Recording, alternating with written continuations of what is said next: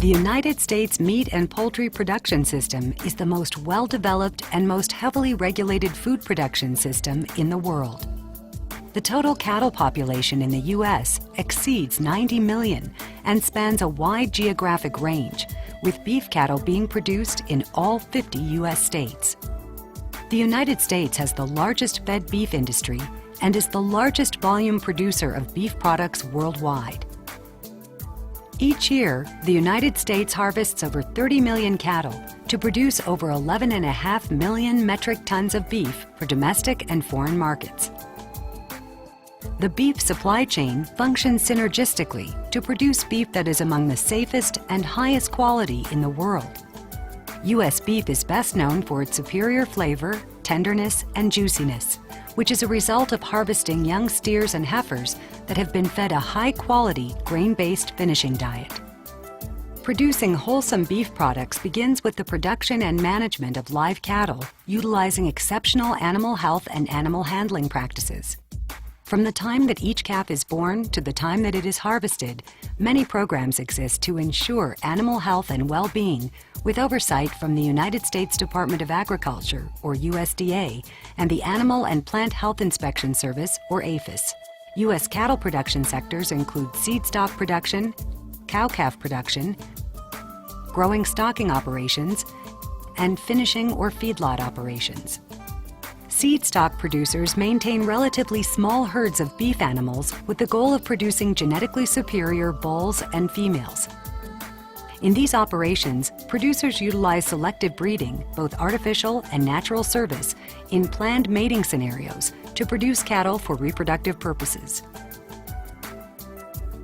The cow-calf sector serves as the starting point in the U.S. beef industry supply chain and the primary source of steers and heifers for beef production. This segment of the beef industry requires large spans of land where cattle casually graze forages. The primary objective of cow-calf operations is to produce a single healthy calf from each cow every calendar year or every 12 months. Calves consume their mother's milk for the first 5 to 7 months of their lives until they are weaned. Weaned calves graze native grass pastures and/or pastures with established improved grasses or immature cereal grain crops until they are ready to enter the finishing phase. Growing or stocker operations function to transition weaned calves to the finishing phase. Following the growing phase, steers and heifers most commonly enter the finishing phase at less than 1 year of age and less than 450 kilograms of body weight. The vast majority of cattle are finished in specialized feeding facilities known as feedlots, where they receive a grain-based diet, predominantly corn and corn products, for 120 to 180 days, or until they reach a mature weight of 550 to 650 kilograms. This grain finishing process contributes to the uniqueness of U.S. beef products and their tenderness, juiciness, and flavor. Upon the completion of the finishing phase, young steers and heifers are transported directly to a harvest facility. USDA quality grades serve as an indication of the expected eating experience of the carcass and the products resulting from it. The beef eating experience, or the palatability of the product, has been unanimously defined as the tenderness, juiciness, and flavor of the product. Therefore, USDA quality grade designations serve as the primary determinant of product value, and the quality grade designation is often maintained for all individual products resulting from each carcass.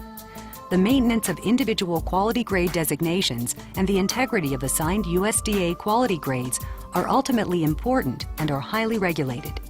The USDA quality grade of a carcass is determined by evaluating carcass indicators for marbling, the amount of fat dispersed within the ribeye muscle at the 12th rib cross-section, physiological maturity, sex classification, and lean texture and firmness.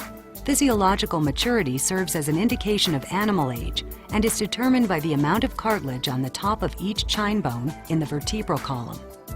As a beef animal matures, the tops of the chine bones in the vertebral column, also known as buttons, begin to calcify or ossify, serving as an excellent indication of physiological maturity. Even though 8 quality grades exist for young and old cattle, only 4 quality grades are commonly applied to youthful A and B maturity beef animals. These include USDA Prime, Choice, Select, and Standard. In addition to these 4 quality grades, beef carcasses can also be marketed in certified programs that not only indicate differences in quality grade and marbling score, but may also differentiate carcasses into groups based on breed type, raising claims, and other carcass attributes. For youthful cattle, the amount of marbling is the most influential factor to determine the quality grade. It is well known that with increased levels of marbling and higher quality grades, there is a greater likelihood of a desirable eating experience. The application of USDA yield and quality grades occurs following the completion of carcass chilling. Once the carcasses are completely chilled, they are presented for ribbing.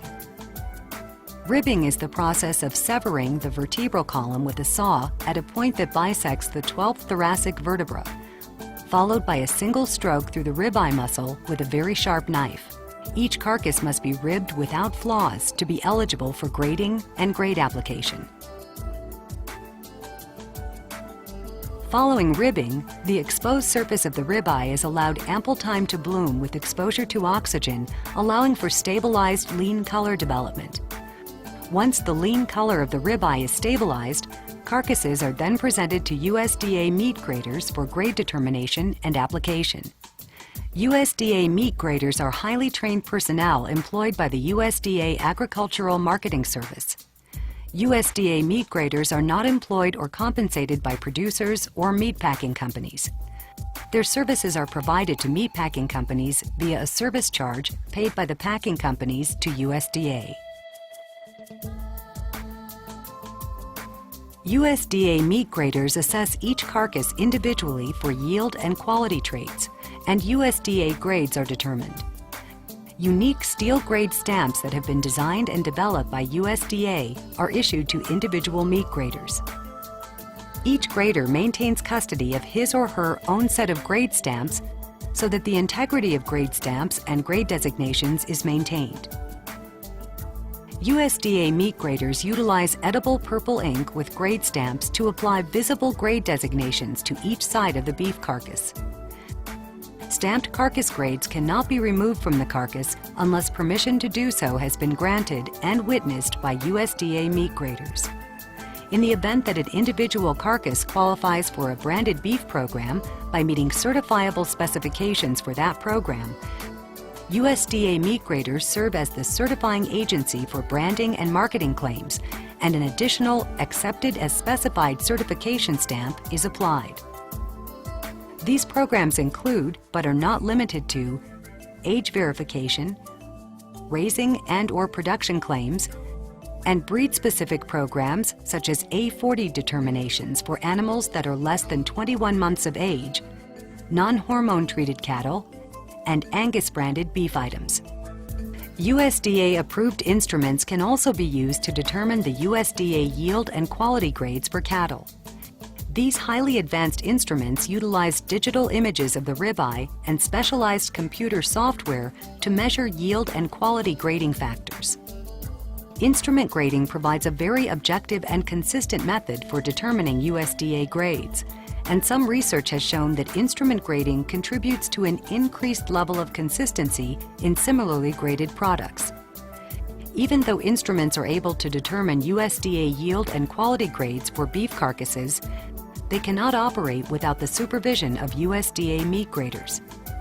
Meat graders oversee the operation of these instruments, and even though the instruments are determining the grades, meat graders are still responsible for physically applying the grades to each carcass. In the event that the instrument is not functioning properly or its assessment of an individual carcass is not accurate, meat graders overrule the decision of the instrument to maintain the accuracy of USDA grades.